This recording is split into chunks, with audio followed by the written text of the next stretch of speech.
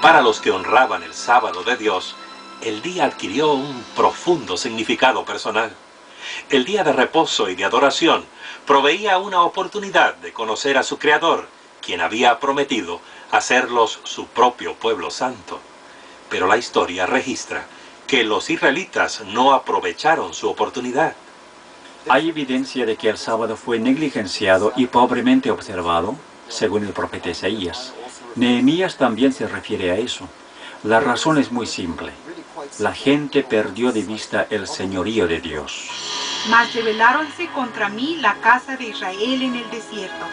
No anduvieron en mis ordenanzas y desecharon mis derechos, y mis sábados profanaron. El sábado, símbolo de la relación especial existente entre Israel y Dios, que era el corazón mismo del sistema de culto orientado hacia el Creador, se vio repetidamente desecrado. Finalmente el profeta Jeremías anunció el resultado de la apostasía de Israel. Imagínense al profeta Jeremías caminando arriba y abajo por las calles de la antigua Jerusalén. Su mensaje no causaba alegría, porque decía a la gente que su ciudad y su templo iban a ser destruidos y que ellos iban a ser llevados a Babilonia para servir a su rey por 70 años. Nadie le prestó atención. Desde alrededor del año 605 a.C., los ejércitos de Nabucodonosor, rey del imperio neobabilónico, invadieron repetidas veces el territorio de Israel.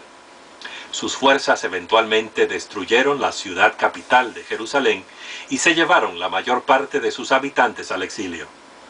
Algunos de los cautivos fueron llevados a Babilonia, mientras que otros fueron dispersados por todo el imperio.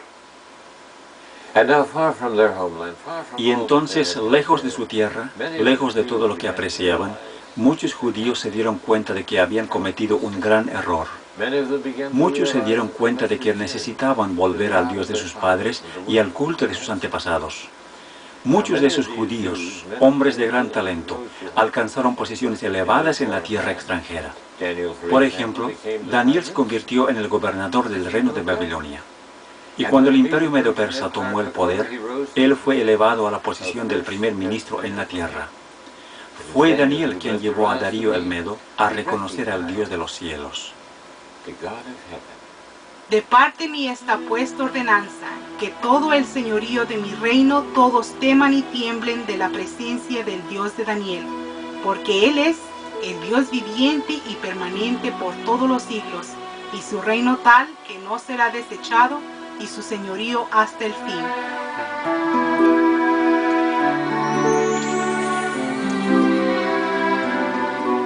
Hay evidencias que sugieren que la religión de la nación en exilio llegó a ser tan bien conocida que influyó en los movimientos filosóficos y religiosos del siglo siguiente. Buda, Zoroastro, Confucio y Pitágoras parecen haber adoptado elementos de la religión hebrea. Por ejemplo, si bien en el budismo actual no hay días santos, evidentemente el sábado o uposatha formaba parte de esa religión al comienzo.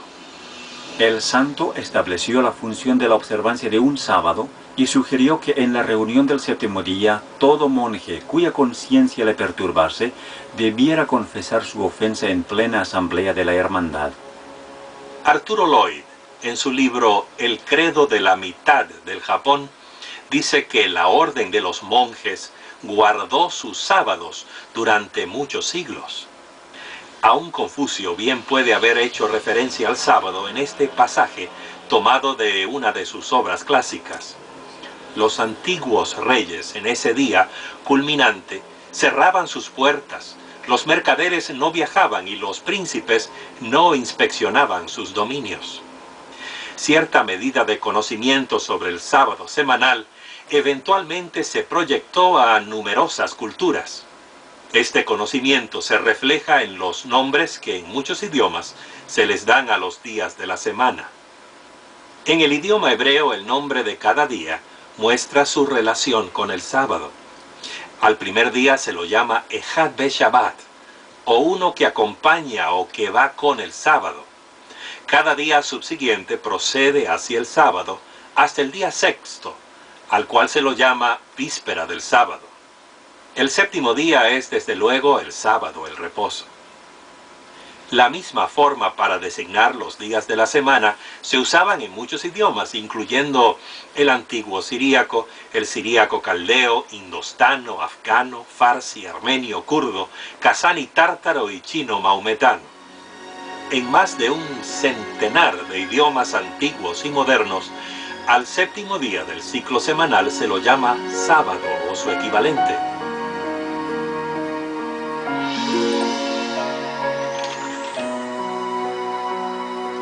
Parece pues que en su exilio, por lo menos, algunos de los judíos tuvieron éxito allí donde su nación había fracasado en tiempos de paz y prosperidad.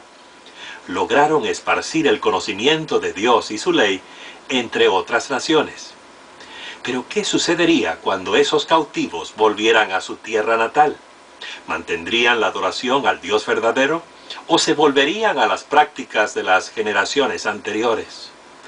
La respuesta la hallamos en la historia de Nehemías. Nehemías se presenta a sí mismo como el copero del rey. Eso puede parecernos una profesión muy baja, pero en esos días, cuando los imperios y los reyes cambiaban a merced de los que envenenaban, entonces se ve que él era uno de los que gozaban de más confianza en todo el reino. Él no había regresado a Jerusalén junto con otros. Se había quedado cumpliendo sus deberes oficiales. Pero cuando alguien le trajo la noticia de la triste situación de la nación, dice él que se sentó y lloró. Al final, él decidió que debía hacer todo lo posible para ir a Jerusalén y ver por sí mismo qué podía hacer para ayudar. Nehemías era un dirigente capaz y enérgico. Dirigió con buen éxito la reconstrucción de la ciudad de Jerusalén, pero no se detuvo allí. También era un celoso reformador que anhelaba restaurar la vida espiritual de su pueblo.